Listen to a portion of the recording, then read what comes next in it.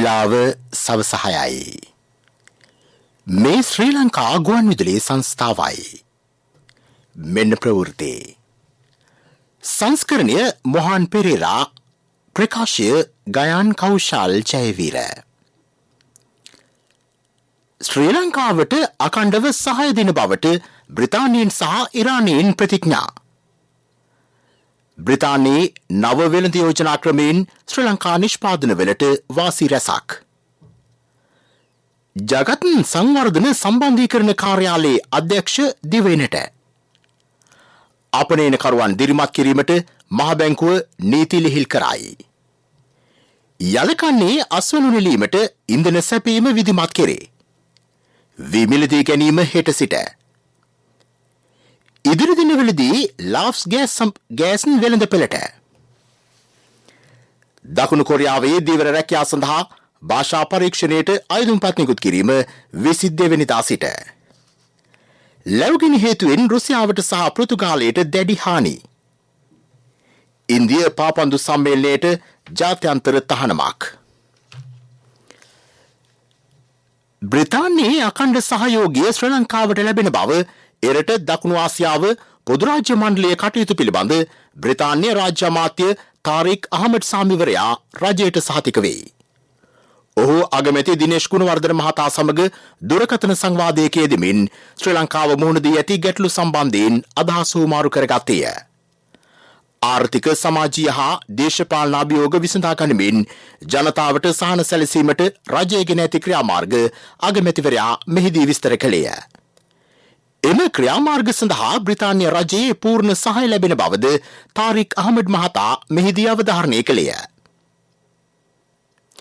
බ්‍රිතාන්‍ය රජය ලබන වසරේ මුල් භාගයේ සිට සංවර්ධනය වෙමින් පවතින රටවලට නව වෙළඳ යෝජනා ක්‍රමයක් හඳුන්වා දීමට නියමිතය. ඒ අනුව GSP+ සහනය වෙනුවට නව DCTS ක්‍රමය හඳුන්වා දෙයි. බ්‍රිතාන්‍ය රජයට අනුව මෙම ක්‍රමය සංවර්ධනය වෙමින් පවතින රටවල සංවර්ධන අරමුණුවලට වඩාත් ත්‍යාගශීලීය. මෙම ක්‍රමය දැනටමත් GSP සහනය ලබන රටවලට අදාළ වෙයි. එහිදී තීරුබදු අඩු කිරීම ඇතුළු පවතින නීති රැසක් ලිහිල් කර ඇත. මෙහිදී ශ්‍රී ලංකාවේ නිෂ්පාදන වලින් 80%කට පමණ මෙම තීරුබදු සහනය ලැබෙනු ඇතැයි වාර්තා වෙයි. එක්සත් ජාතීන්ගේ සංවර්ධන සම්බන්ධීකරණ කාර්යාලයේ ආසියා ශාන්තිකර කලාපීය අධ්‍යක්ෂ ඩේවිඩ් කාර් අද ශ්‍රී ලංකාවට පැමිණියේය. ඔහු රජයේ නියෝජිතයන්, විපක්ෂීය සිවිල් සමාජය, රාජ්‍යතාන්ත්‍රික ප්‍රජාව සහ තවත් පිරිස් හමුවීමට නියමිතය. යාපනයේ රජයේ ක්‍රියාකාරීන් සහ සිවිල් සමාජ කණ්ඩායම්ද හමුවෙයි. ඉදිරි වසර 5දී මෙරට සියලුම ජගත් නියෝජිත ආයතනවල කටයුතු මෙහෙවන එක්සත් ජාතීන්ගේ දරණීය සංවර්ධන සහයෝගීතා රාමුව ක්‍රියාත්මක කිරීම පිළිබඳවද මෙහිදී සාකච්ඡා කෙරේ. සේවා අපනයනකරුවන්ගේ අපනයන ඉපීම් රටට ගෙනීම සඳහා ඔවුන් දිරිමත් කිරීමේ අරමුණින් ශ්‍රී ලංකා මහ බැංකුව පවතින නීති ලිහිල් කරයි. ඒ අනුව සේවා අපනයන ලැබීම් සහ ඉපීම් රුපියල් බවට පරිවර්තනය කිරීමේ අනිවාර්ය අවශ්‍යතාව ශ්‍රී ලංකා මහ බැංකුව මගින් ඉවත් කරනු ලැබ තිබේ. සේවා අපනයනකරුවන් මෙරටට රැගෙනෙන ඔවුන්ගේ අපනයන ඉපීම් අවසරලත් කාර්යයන් සඳහා භාවිත කළ හැකිය. කෙසේවත් සේවාව ලබා දුන් දින සිට දින 180ක් ඇතුළත සේවා අපනයන ඉපීම් රටට ලබා දීමේ අනිවාර්ය අවශ්‍යතාව නොවෙනස්ව පවතී. බැංකු තොරතුරු වලට අනුව මේ වසරේ පළමු මාස 6දී සේවා අපනයන ලැබීම් ලෙස මෙරටට ලැබී ඇත්තේ ඩොලර් මිලියන 1533ක ප්‍රමාණයකි. මෙවර යලකන්නේ වී අස්වනු නෙලීමට හා ඉදිරි මහා කන්නේ වී වගා කටයුතු සඳහා අවශ්‍ය ඉන්ධන සැපීම විධිමත් කෙරේ. ඒ සඳහා කෘෂිකර්ම අමාත්‍යාංශය සහ ශ්‍රී ලංකා ඛණ්ඩිය තෙල් නීතිගත සංස්ථාව අතර මනා සම්බන්ධීකරණයක් පවත්වාගෙන යාමට කෘෂිකර්ම අමාත්‍යාංශයේ නිලධාරියෙකු උපත් කර ඇත. එම නිලධාරියා හෙට සිටම ලංකා ඛණ්ඩිය තෙල් සංස්ථාව වෙත රාජකාරී සඳහා යෙදවේ. දැනට ගණන් බලා ඇති ආකාරයට යලකන්නේ වී අස්වනු නෙලීමට ඉන්ධන බවුසර් 3000කට වැඩි ප්‍රමාණයක් අවශ්‍ය වෙයි. එම ඉන්ධන ප්‍රමාණය ලබන මාස 30 වෙනිදා වන විට සැපිය යුතුය. යලකන්නේ වගා කර ඇති කුමරු ප්‍රමාණය හෙක්ටාර 5,12,000කට වැඩිය. මේ අතර යලකන්නේ වී මිලදී ගැනීමේ පළමු අදියර සඳහා වියලි මණ්ඩලය රුපියල් මිලියන 2000ක් වෙන් කර ඇත. හෙට සිටම මණ්ඩලය වී මිලදී ගැනීම ආරම්භ කරනු ඇත. එහිදී නාඩු වී කිලෝවක් රුපියල් 120කටත්, සම්බා වී කිලෝවක් රුපියල් 125කටත්, කීරි සම්බා වී කිලෝවක් රුපියල් 130කටත් මිලදී ගැනේ. මේ වන විට වෙළඳපොලේ වී කිලෝවක මිල රුපියල් 90කටත් වඩා අඩු වී ඇති බව ගොවි ජනතාව චෝදනා කරති. එය සැලකිල්ලටගෙන ගොවින්ගේ වී නිෂ්පාදනවලට උපරිම මිලක් ලබා දීමට වියලි මණ්ඩලයේද තීරණය කර ඇත. පළමු අදියරේදී වී මෙට්‍රික් ටොන් 30000ක් මිලදී ගැනේ. ශ්‍රී ලංකාව සියලු රටවල භෞමික අඛණ්ඩතාවයට සහ ස්වෛරීත්වයට ගරු කරන බව ඇමති ආචාර්ය බන්දුල ගුණවර්ධන මහතා පවසයි. එබැවින් රටවල් සමග ඇති මිත්‍ර සම්බන්ධතා පළුදු වීමට ඇති ඉඩකඩ හැකිතාක් අවම කරමින් ජාත්‍යන්තර කටයුතු මෙහෙයවන බව ඒ මහතා කියයි. හම්බන්තොට වරායට පැමිණි චීන නෞකාව සම්බන්ධයෙන් ඔහු කොළඹ අද පැවති කැබිනට් තීරණ දැනුම් දීමේ මාධ්‍ය හමුවේදී අදහස් පළ කළේය. මෙරටට මින් පෙරද වෙනත් රටවලින් යුද නෞකා ආදිය පැමිණ තිබේ. තෙවැනි පාර්ශවයකට අවහිරයක් නොවේ නම් මෙවැනි අවස්ථා සඳහා අනුමැතිය ලබා දීමට ක්‍රියා කෙරේ. ඒ අනුව චීන නෞකාවට පැමිණෙන්න අවසරය ලබා දීලා තිබුණා. ඒ හා සම්බන්ධිතව අසල්වැසි ඉන්දියාව විසින් යම් යම් ප්‍රශ්න මතු කිරීම කළා තිබුණා. ඒ මතු කරපු ප්‍රශ්න පිළිබඳ සාකච්ඡා හමාර වෙන තෙක් ලංකාව ඉල්ලා තිබුණා ඉන්දිය චීන නෞකාව පැමිණීම ටික දවසක් පමා කරන්නට කියලා. ඒ අතර කරපු සාකච්ඡා සියල්ලම ඉන්දියන් බලධාරීන් සහ චීන බලධාරීන් හා රාජ්‍යයන් අතර කිසිදු රටකට තෙවැනි පාර්ශවයකට අගතියක් නොවන ආකාරයට ඒ පහසුකම් ලබාගෙන යාම සඳහා අනිත් රටවල් වලට හිමි වෙන වරප්‍රසාදයේ චීන රජයටත් ලබා දීලා තියෙනවා. ඉන්දියන් රජයටත්, පාකිස්තාන් රජයටත්, ඇමරිකා රජයටත් එලෙසින් කරන නොබෙදී පිළිවෙතක් තමයි ලංකාව අනුගමනය කරන්නේ. මේ හැම රටක්ම අපිට අතිශයින් වැදගත්. මේ අතර එළවලු සහ අත්‍යවශ්‍ය භාණ්ඩ ප්‍රවාහනයට දුම්රිය යොදා ගැනීමේ හැකියාව සොයා බැලේ. ඒ පිළිබඳව කරුණු සොයා බලන සාකච්ඡාවක් අද පස්වරුවේ පැවැත්වීමට නියමිතව තිබුණේ. විදේශ විනිමය පීමේ මාර්ගයක් ලෙස ජාත්‍යන්තර වශයෙන් පිළිගත් විදේශ විශ්වවිද්‍යාලවලට මෙරට තුළ ඉඩ ලබා දීම කාලීන අවශ්‍යතාවක් බවද ගුණවර්ධන මහතා සඳහන් කළේය. මෙරටින් සිසුහු 30000කට වැඩි සංඛ්‍යාවක් වසරකට උසස් අධ්‍යාපනය සඳහා විදේශගත වෙති. ඉන්දියාව, නේපාලය, පාකිස්තානය වැනි රටවලටද සිසුන් උසස් අධ්‍යාපනය සඳහා යන බව හෙතෙම කියා සිටී.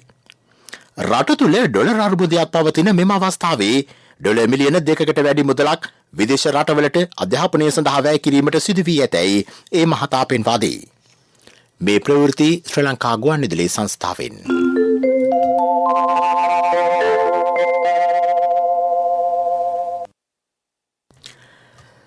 සර්වපාක්ෂික ආණ්ඩුවක් ස්ථාපිත කිරීම කඩිනම් කළ යුතුයයි පාර්ලිමේන්තු මන්ත්‍රී WD වීරසිංහ මහතා පවසයි. එය ප්‍රමාද කිරීම රටට සුබදායක නොවේ. අලුතින් පිහිටුවන ආණ්ඩුව නව අමාත්‍ය ධූර සංඛ්‍යාව තීරණය කළ යුතුය. ශ්‍රී ලංකා පොදු ජන පෙරමුණු කාර්යාලයේ පැවති ප්‍රවෘත්ති සාකච්ඡාවේදී තවදුරටත් අදහස් දැක්වූ ඒ මහතා මේ අරගලය කරපු අයත් අද මේ රටේ ප්‍රධාන දේශපාලන පක්ෂවල නායකුනුත් කිව්වේ මේ තියෙන ආර්ථික අර්බුදය විසඳන්න, මේ දේශපාලන අර්බුදය විසඳන්න නම් අපි සර්වපාක්ෂික ආණ්ඩුවක් හදන්න ඕන කියලා. ඒ තුලින් අපිට ජාත්‍යන්තරයේ සහයෝගය ලබා ගන්න පුළුවන්. අපි හැමෝම එකතු වෙලා මේ රට ගොඩනගමු කියලා තමයි මේ සියලු දෙනාම පහුගිය කාලේ කිව්වේ. දැන් රටේ ජනාධිපතිවරයා විදියට රනිල් වික්‍රමසිංහ මහත්මයා පත් වෙලා තියෙනවා. අගමැතිවරයා පත් වෙලා තියෙනවා. දැන් ආරාධනා කරාම සර්වපාක්ෂික ආණ්ඩුවට එන්න කියලා මේ අයද මොනවද කියන්නේ? සජබේ කියනවා අපිට සර්වපාක්ෂික ආණ්ඩුවට එන්න බෑ. මේක රාජපක්ෂරුන්ගේ ආණ්ඩුවක් කියලා. අද රාජපක්ෂරු සියලු දෙනාම ඒ තනතුරු ඇතෑරලා ගිහිල්ලා තියෙනවා. රට ඉදිරි අනාගතය වෙනුවෙන්. මං කියන්න ඕනේ මේ හැම පක්ෂයක්ම අද මේක මග අරමින් තමන්ගේ දේශපාලන අරමුණු වෙනුවෙන් යන්න කටයුතු කරමින් ඉන්න වෙලාවක්. අපි දැක්ක හැම පක්ෂයක්ම මේ සර්වපාක්ෂික ආණ්ඩුව හදමු කියපු හැම නායකයෙක්ම හැම පක්ෂයක්ම මේ වෙනකොට මේකේ කකුලෙන් අදිමින් තියෙනවා. සියලු දේශපාලන පක්ෂවලට එකඟ විය හැකි පසුබිමක් සකස් කර රජයක් පිහිටුවා ජාත්‍යන්තරයේ සහායගත යුතුයයි පූජ්‍ය ඕමාල්පේ සෝභිත ස්වාමින් වහන්සේ පවසති. වංචාව දූෂණය පිටු දකින ආර්ථික වැඩපිළිවෙලක් රටට අවශ්‍ය වේ. ජාතික ගුවන්විදුලියේ 10:07 වැඩසටහනට එක්වෙමින් උන්වහන්සේ මේ බව පැවසූහ. රනිල් වික්‍රමසිංහ මහතා ආශිර්වාද පූර්වකව අපි කරුණාවෙන් දැනුම් දෙනවා. වැරදුණු තැන් පිළිබඳ පාඩම් ඉගෙන ගන්න 71 බරපතල සිද්ධියක් වුණා පාඩම ඉගෙන ගත්තේ නැහැ දේශපාලකයෝ. 89 90 බරපතල සිද්ධීන් වුණා පාඩම් ඉගෙන ගත්තේ නැහැ. 30 අවුරුදු යුද්ධයක් මේ රටේ තිබුණා දේශපාලකයෝ ඒකිනුත් පාඩම් ඉගෙන ගත්තේ නැහැ. දැන් මේ 2022 සිදු වුණු සිදුවීම් සම්බන්ධයෙන්ුත් පාඩම් ඉගෙන ගත්තේ නැහැ. ඒ නිසා මේ පාඩම් ඉගෙනගෙන උගත් පාඩම් අනුව පරිසරය සකස් කරගෙන කටයුතු කරන්න අපි නිරන්තරයෙන්ම වර්තමාන ජනාධිපතිතුමාට ආශිර්වාද කරන්න මඟ පෙන්වන්න සූදානම් මේ රටේ මේ අර්බුදයෙන් ගොඩ ගන්න. ගෑස් මෙට්‍රික් ටොන් 3100කට වැඩි ප්‍රමාණයක් රැගත් නෞකාවක් හම්බන්තොට වරායට පැමිණීමත් සමග ඉදිරි දිනවලදී පාරිභෝගිකයන්ට ගෑස් නිකුත් කරන බව ලාෆ් සමාගම පවසයි. අදාළ ගෑස් එම වරායේ ලාෆ්ස් පර්යන්තයේ වෙත ගොඩබාමින් පවතී. මෙරට ප්‍රථම විද්‍යුත් ත්‍රිරෝද රථ එළි දැක්වීමේ උත්සවය අද පෙරවරුවේ කොළඹදී පැවැත්වුණි. ඩේවිඩ් පීරිස් මෝටර රථ සමාගම මෙම පරිවර්තනය කළ විද්‍යුත් ත්‍රිරෝද රථය හඳුන්වා දී. එම ආයතනයට ඒ සඳහා ඇමරිකානු ආධාර වැඩසටහනේ සහායද ලැබේ. ඒ සඳහා අවබෝධතා ගිවිසුමක් අත්සන් කිරීම අද පෙරවරුවේ සිදු කෙරුණි. ශ්‍රී ලංකාවේ ඇමරිකානු තානාපතිනියද මෙම අවස්ථාවට එක්ව සිටියාය. ඇමති කංචන විජේසේකර මහතා සඳහන් කළේ මෙය මෙරට බලශක්ති ශේෂ්ත්‍රයට අත්‍යවශ්‍ය පරිවර්තනයක් බවයි. මැයි 9 වෙනිදා පැවති ප්‍රචණ්ඩකාරී කලහකාරී සිදුවීම් මැද්දේ පංචිකාවත්ත ප්‍රදේශයේදී පොලිස් මෝටර රථ දෙකකට පහර දී හානිකොට කොටස් ගලවා ගනිමින් ගිනි තැබූ සිද්ධියට අදාළව සැකකරුවෙකු අත්අඩංගුවට තිබේ. 31 හැවිරිදි මොහු මාලිගාවත්ත ලක්සිත සෙවන මහල් නිවාසයේ පදිංචි අයෙකි.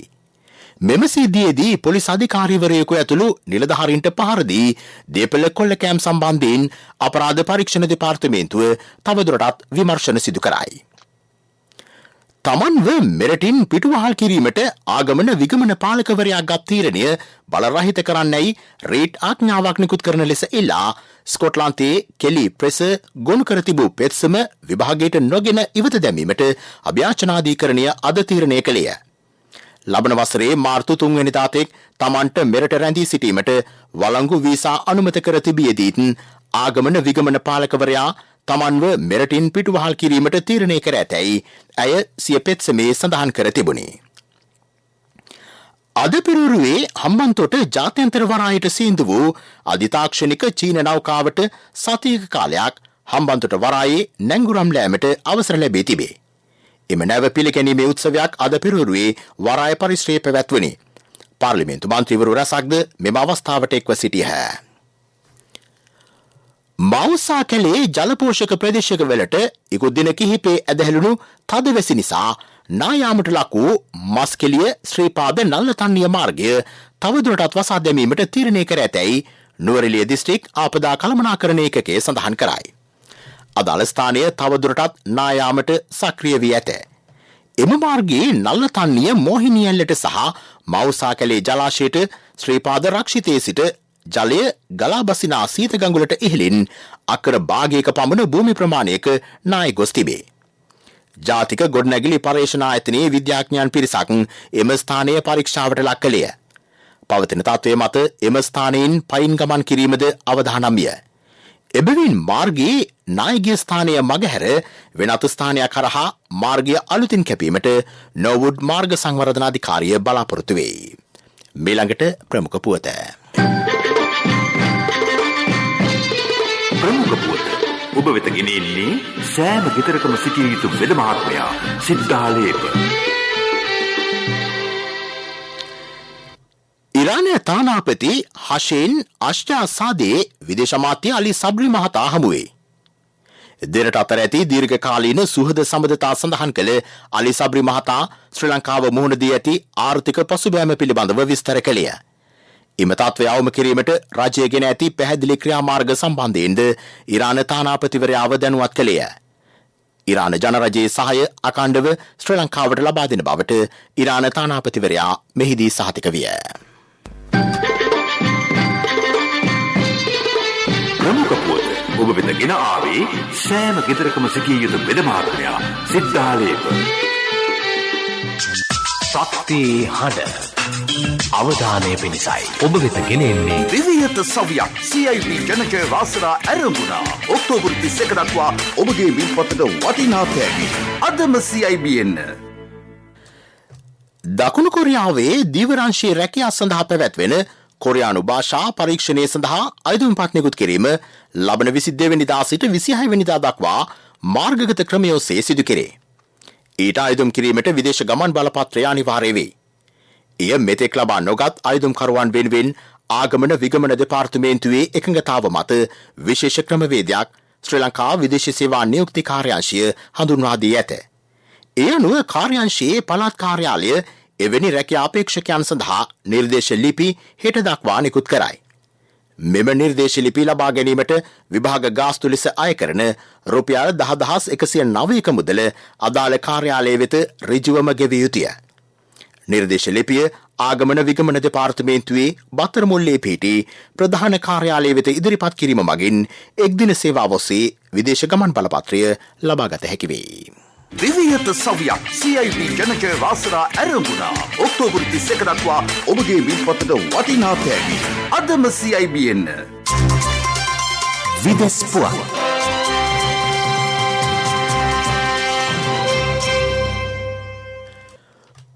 ගෝලීය සෞඛ්‍යයේ අර්බුදකාරී අවස්ථාවක් පවතින මේ මොහොතේ පුළුල් පරාසයක විහිදී ඇති වෛරස් සඳහා පළදායි ඉන්නත් නිපදවීමේ අවශ්‍යතාව මයික්‍රොසොෆ්ට් ප්‍රධානී බිල් ගේට්ස් මහතා පෙන්වා දෙයි. මේ සඳහා දකුණු කොරියාව ගන්නා උත්සාහයට තමන්ද සහාය වෙන බව ඔහු කියයි. COVID-19 වැනි බෝවන රෝග වැළැක්වීම සඳහා දකුණු කොරියාව ගන්නා ජාත්‍යන්තර ප්‍රයත්න තවදුරටත් ඉහළ නංවන ලෙස ඔහු ඉල්ලා සිටී. ලෝකයේ ඊළඟ වසංගතය සඳහා හොඳින් සූදානම් වීමේ අවශ්‍යතාවයද ඒ මහතා පෙන්වා දෙයි. රුසියාවේ දකුණු දිග ප්‍රදේශයේ පවතින ලැබුගිනි හේතුවෙන් ගොඩනැගිලි 60කට වැඩි සංඛ්‍යාවක් විනාශ වී තිබේ. නැගෙනහිර යුක්‍රේනයට අයත් ඩොනෙට්ස් වනාන්තර ප්‍රදේශයෙන් ආරම්භ වූ ලැබුගින්න අද පෙරවරුව වන විට හෙක්ටාර 150කට ආසන්න ප්‍රමාණයක් දක්වා පැතිර ගියේය. ගම්මාන 3ක නිවසියන් ඉවත් කෙරුණි. ගිනි නිවීම සඳහා බටයන් 300කට වැඩි සංඛ්‍යාවක් එක්ව සිටින බව රුසියානු රජය කියයි. මේ අතර පෘතුගාලයේ විශාලතම ආරක්ෂිත ප්‍රදේශය තුළ ලැබුගිනි හටගෙන තිබේ. එම ගිනි මැඩ පැවැත්වීමට ගිනි නිවීමේ රථ 500ක්, ගුවන් යානා 17ක්, ගිනි නිවන බටයෝ 1700ක් එක්ව සිටිති. 2008 වසරින් පසු එරට ඇති වූ විශාලතම ගින්න මෙයයි. එරට දත් අනුව ගෙවුණු වසර 5දී එරට සිදු වූ විශාලතම ලැබුගිනි 10න් අඩක්ම සිදු වී ඇත්තේ මේ වසරේදීය. පෙරසර සංවර්ධනයක පුවත් සම්පෙන්ඩනය සංවර්ධන පුවත්.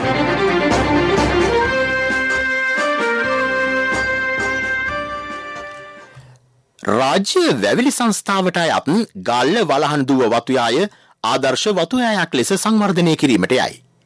ඒ සඳහා මූලිකව ක්‍රියා කරන්නේ වැවිලි කර්මාන්ත අමාත්‍යාංශයයි. නවීන තාක්ෂණය භාවිත කරමින් අක්කර 125ක භූමි ප්‍රමාණයක ව්‍යාපෘති ක්‍රියාත්මක කෙරේ. විවිධ භෝග සඳහා සුදුසු ස්ථාන හඳුනා ගැනීමද දැන් සිදු කෙරෙමින් පවතී. ක්‍රීඩා පුවත් ඔබ වෙත ගෙන එන්නේ සම්පත් බැංකුව හෙට දින එළිය කරයි. මෙරට ක්‍රීඩිකාවන්ට අවශ්‍ය පහසුකම් හඳුනාගෙන ඒවා ලබා දීමට ක්‍රියා කරන බව ජාතික ක්‍රීඩා කවුන්සිලේ සභාපති අර්ජුන රණතුංග මහතා පවසයි. මේ පිළිබඳ වාර්තාවක් ක්‍රීඩා ඇමතිවරයාට ඉදිරිපත් කෙරේ. තමා සම්බන්ධයෙන් ශ්‍රී ලංකා ක්‍රිකට් ආයතනය ගෙන ඇති නීතිමය ක්‍රියාමාර්ග සම්බන්ධයෙන්ද රණතුංග මහතා කොළඹ අද පැවති මාධ්‍ය හමුවකදී අදහස් පළ කළේය. ඔහු සඳහන් කළේ තමා මෙවැනි ක්‍රියාවන්ට බිය නොවන බවයි. මම කතා නවත්තන්න බෑනේ. මම මෙතෙන්ට ඇවිල්ලා තියෙන්නේ ක්‍රීඩාව හදන්න. ඉතින් මම ක්‍රීඩාව හදන්න නැතුව මෙතන ඉන්න එක වැඩක් නැහැනේ. ඒ කියන්නේ ඒගොල්ලන්ට සංචාර දෙන්න, ඒගොල්ලන්ට මුදල් හම්බ කරන්න, ඒවනම් කරන්න හදන්න. ඉතින් මම ඉන්නේ නැහැ. ඉතින් මම මෙතන ඉන්නේ අමත්තුමාට පෙන්නලා දෙන්න මොන වගේ දේවල්ද සිදුවෙ යුත්තේ කියලා. ඉතින් මම ඉදිරියේදී මම ඇවිල්ලා තියෙන හරි දේ කරන්න මම ඉදිරියේදීත් ඒක කරනවා. ඉන්දිය පාපන්දු සම්මේලනයට ජාත්‍යන්තර තහනමක් පැනවේ. වසර 85ක එරට පාපන්දු ඉතිහාසය තුළ ලෝක පාපන්දු සම්මේලනය ඉන්දිය පාපන්දු සම්මේලනයට මෙවැනි දඬුවමක් පැන වූ පළමු අවස්ථාව මෙයයි. මේ නිසා ඉදිරියේදී පැවැත්වෙන සියලුම ජාත්‍යන්තර තරඟ ඉන්දියාවට තහනම් වේ. හිටපු ඉන්දිය පාපන්දු නායක බයිචූන් බුටියා සඳහන් කළේ ලෝක පාපන්දු සම්මේලනයේ මෙම තීරණය ඉතා දරුණු බවයි. මෙම දඬුවම නිසා ඔක්තෝබර් 11 වෙනිදා සිට ඉන්දියාවේ පැවැත්වීමට නියමිත වයස අවුරුදු 17න් පහළ කාන්තා ලෝක කුසලාන පාපන්දු තරඟාවලියටද අනතුරට ලක් වී ඇත. ඉරට පාපන්දු සම්මේලනයට සිදු වූ තෙවන පාර්ශවයේගේ අනිසි බලපෑම් නිසා ලෝක පාපන්දු සම්මේලනය ඉන්දියාවට මෙම තහනම පනවා තිබේ. ව්‍යාපාරික පුවත් ඔබ වෙත ගෙන එන්නේ මේ අභියෝගාත්මක කාලයේ NSB වෙතින් අඩුම කාලෙන් වැඩිම පොලිය. ඔබේ කෙටි කාලින ඉතුරුම් තැන්පතෝට මාස 3න් 20%ක මාස 7න් 22%ක ආකර්ශනීය පොලියක්. ළඟම NSB ශාඛාවට හෝ ප්‍රධාන තැපැල් කාර්යාලයට අදම එන්න. 100% රාජ්‍ය ආරක්ෂාව සහිත එකම බැංකුව NSB. මෙරට ඇඟලුම් වංශයේ ශ්‍රමික සුබදාදන සහතික කිරීම සඳහා දරනු ලබන ප්‍රයත්නයට සහයෝගය දැක්වීම සඳහා සදාචාරාත්මක වෙළඳ මුලපිරීම් ආයතනය සහ ඇමරිකානු ඇඟලුම් සහ පාවාහන සංගමය ඉදිරිපත් වේ. ඒ සම්බන්ධයෙන් ඒකාබද්ධ ඇඟලුම් සංගම සංසදය සඳහන් කළේ ශ්‍රී ලංකාවේ මේ මොහොතේ පවතින තත්ත්වයන් හමුවේ මෙම ඉදිරිපත්වීම සාදරයෙන් පිළිගන්නා බවයි. තම සංගමය දැනටමත් ගෙන ඇති සේවක සුබසාධක ක්‍රියාමාර්ග මෙමගින් තවදුරටත් වැඩි දියුණු කළ හැකි බව ඇඟලුම් සංගම් සංසදය පෙන්වා දෙයි. ව්‍යාපාරික පුවත් ඔබ වෙත ගෙනාවේ මේ අභියෝගාත්මක කාලයේ NSB වෙතින් අඩුම කාලෙන් වැඩිම පොලිය. ඔබේ කෙටි කාලින ඉතුරුම් තැන්පතෝට මාස 3න් 20%ක මාස 7න් 22%ක ආකර්ශනීය පොලියක්. ළඟම NSB ශාඛාවට හෝ ප්‍රධාන තැපැල් කාර්යාලයට අදම එන්න. 100% රාජ්‍ය ආරක්ෂාව සහිත එකම බැංකුව NSB.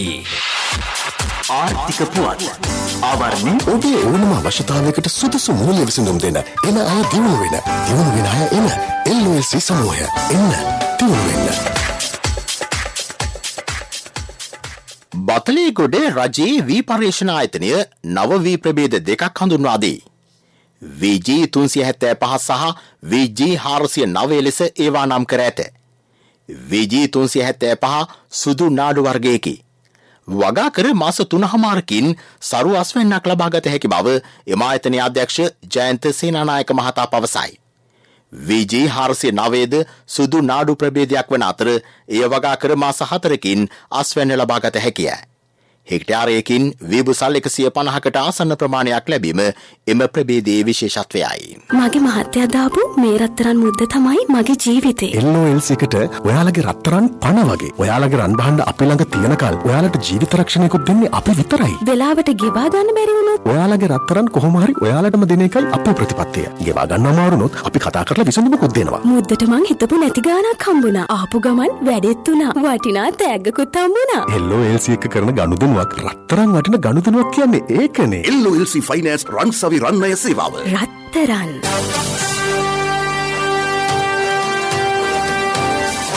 කාලගුණ වාර්තාව. මධ්‍යම ඌව නැගෙනහිර උතුරු සහ උතුරු මැද පළාත්වල සවස් කාලයේදී හෝ රාත්‍රී කාලයේදී තැනින් තැන වැසි හෝ ගිගුරුම් සහිත වැසි ඇතිවන බව කාලගුණ විද්‍යා දෙපාර්තමේන්තුව පවසයි. දිවයිනේ සෙසු ප්‍රදේශවල වැසි රහිත කාලගුණයක් පවතී. ප්‍රවෘත්ති අවසන් කිරීමට යලි සිරස්තල. ශ්‍රී ලංකාවට අඛණ්ඩව සහාය දෙන බවට බ්‍රිතාන්‍යයෙන් සහ ඉරානයෙන් ප්‍රතිඥා. බ්‍රිතාන්‍යයේ නව වෙළඳ යෝජනා ක්‍රමයෙන් ශ්‍රී ලංකා නිෂ්පාදන වලට වාසි රැසක්. ජගත් සංවර්ධන සම්බන්ධීකරණ කාර්යාලයේ අධ්‍යක්ෂ දිවයිනට අපනයනකරුවන් දිරිමත් කිරීමට මහ බැංකුව නීති ලිහිල් කරයි. යලකන්නේ අස්වනු නෙලීමට ඉන්ධන සැපීම විධිමත් කෙරේ. වී මිලදී ගැනීම හෙට සිට. ඉදිරි දිනවලදී ලාෆ්ස් ගෑස් වෙළඳ පෙළට. දකුණු කොරියාවේ දීවර රැකියා සඳහා භාෂා පරීක්ෂණයට අයදුම්පත් නිකුත් කිරීම 22 වෙනිදා සිට. ලැබුගිනි හේතුවෙන් රුසියාවට සහ පෘතුගාලයට දැඩි හානි. ඉන්දිය පාපන්දු සම්මේලනයට ජාත්‍යන්තර තහනමක්. අපගේ මෙම ප්‍රවෘත්ති ප්‍රකාශයට www.slbc.lk වෙබ් අඩවිය ඔස්සේද සවන් දිය හැකිය. මීළඟ ප්‍රධාන ප්‍රවෘත්ති ප්‍රකාශය රාත්‍රී 9ට. ප්‍රවෘත්ති ඉන් සමාප්තයි.